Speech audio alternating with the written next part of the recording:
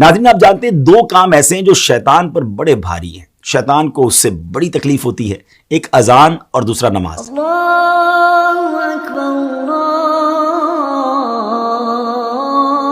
اکبر۔ جی ہاں، جب اذان ہوتی ہے تو شیطان کئی میل دور بھاگ جاتا ہے اور نماز تو اس کی ناک رگڑوا دیتی ہے، مگر ایسا بدبخت جو نماز اور اذان سے اتنی تکلیف محسوس کرتا ہو، اس نے ایک بار ایک بزرگ ہستی کو نماز کے لیے جگایا۔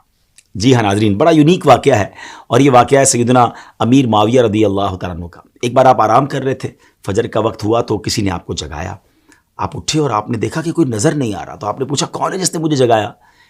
تو آواز آئی کہ میں شیطان ہوں۔ تو آپ نے کہا اے بدبخت، تیرا کام تو نماز قضا کروانا ہے، تیرا کام تو اللہ رسول کے کاموں سے دور کرنا ہے، تو نے مجھے نماز کے لیے کیسے جگایا؟ اب شیطان نے بہانے بنانا شروع کیے کہ میں تو پہلے سے ہی نیک تھا، میں تو پہلے سے ہی نیکی کے کام کرتا ہوں، میں تو نماز کے لیے جگانا پسند کرتا ہوں، مگر آپ جانتے تھے کہ یہ شیطان مکار ہے اور یہ اس کا کوئی خاص وار ہے۔ اللہ والے تو شیطان کے واروں کو پہچان لیتے ہیں۔ تو آپ نے فرمایا کہ مجھے سچ بتاؤ کہ تم نے مجھے کیوں جگایا؟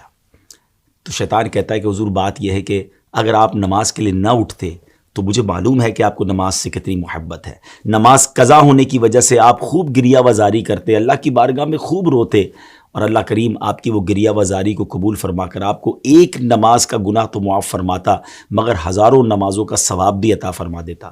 تو میں نہیں چاہتا کہ آپ کو ہزاروں نمازوں کا ثواب ملے، اس لیے میں نے آپ کو جگا دیا، کیونکہ میں مسلمانوں کا خیر خواہ نہیں، اور میں نہیں چاہتا کہ مسلمانوں کو زیادہ نیکیاں مل سکیں۔ پیارے اسلامی بھائیو، بظاہر تو یہ ایک واقعہ ہے، لیکن ہمارے لیے اس میں بڑا درس ہے، کیونکہ شیطان پہلے تو ہمیں نیکیاں کرنے نہیں دیتا، اچھا پھر ہم نیکیاں کرنے لگ جائیں تو وہ نیکیوں میں کمی کروانے کی کوشش کرتا ہے۔ آپ نے دیکھا ہوگا شروع میں بہت سارے لوگ جو نماز شروع کرتے ہیں تو سنت غیر موقدہ بھی پڑھتے ہیں، فرض بھی پڑھتے ہیں، نوافل بھی پڑھتے ہیں، لیکن آہستہ آہستہ پھر نوافل کم ہو جاتے ہیں، پھر ہم نے دیکھا کچھ لوگوں کی سنتیں کم ہو جاتی ہیں، اور ایک وقت آتا ہے کہ پھر نماز بھی چلی جاتی ہے۔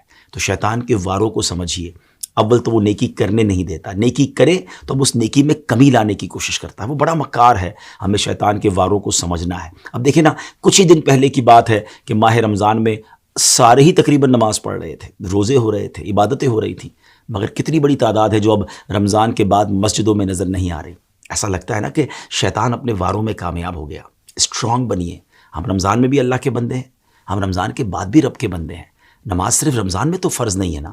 کتنی عجیب بات ہے کہ ایک چاند دیکھ کر ہم مسجد کو آباد کر دیتے ہیں، اور ایک چاند دیکھ کر ہم مسجد کو ویران کر دیتے ہیں۔ آئیے ایک بار پھر مسجد سے رابطہ جوڑیے، شیطان کے واروں میں نہ آئیے، بلکہ شیطان کو پریکٹیکلی جواب دیجیے کہ ہم شیطان کے نہیں، ہم رحمان کے بندے ہیں۔